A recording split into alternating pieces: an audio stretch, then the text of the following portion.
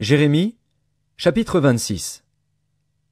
Au commencement du règne de Joachim, fils de Josias, roi de Juda, cette parole fut prononcée de la part de l'Éternel en ces mots. Ainsi parle l'Éternel.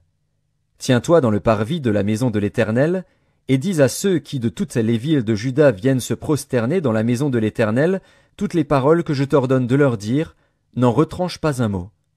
Peut-être écouteront-ils, et reviendront-ils chacun de leur mauvaise voie.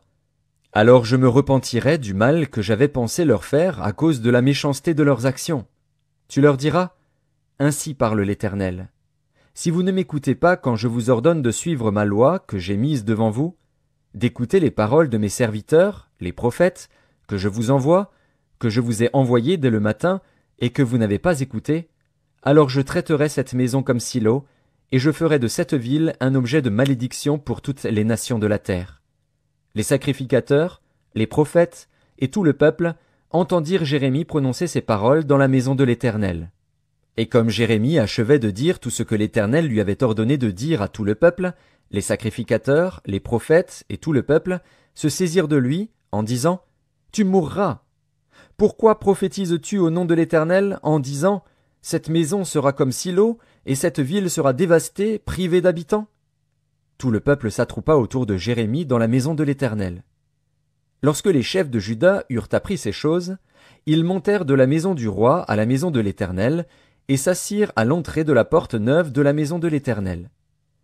Alors les sacrificateurs et les prophètes parlèrent ainsi aux chefs et à tout le peuple. Cet homme mérite la mort, car il a prophétisé contre cette ville, comme vous l'avez entendu de vos oreilles. Jérémie dit à tous les chefs et à tout le peuple, L'Éternel m'a envoyé pour prophétiser contre cette maison et contre cette ville toutes les choses que vous avez entendues.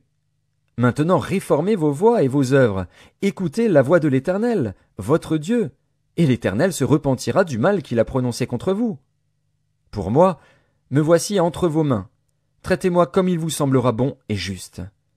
Seulement sachez que, si vous me faites mourir, vous vous chargez du sang innocent, vous, cette ville et ses habitants, car l'Éternel m'a véritablement envoyé vers vous pour prononcer à vos oreilles toutes ces paroles.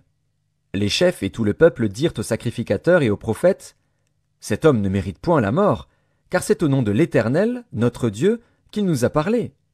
Et quelques-uns des anciens du pays se levèrent et dirent à toute l'assemblée du peuple, Michée, de Moréchette, prophétisait du temps d'Ézéchias, roi de Juda, et il disait à tout le peuple de Juda, Ainsi parle l'Éternel des armées. Sion sera labouré comme un champ, Jérusalem deviendra un monceau de pierre, et la montagne de la maison une haute forêt. Ézéchias, roi de Juda, et tout Juda l'ont-ils fait mourir? Ézéchias ne craignait-il pas l'Éternel? N'implora-t-il pas l'Éternel?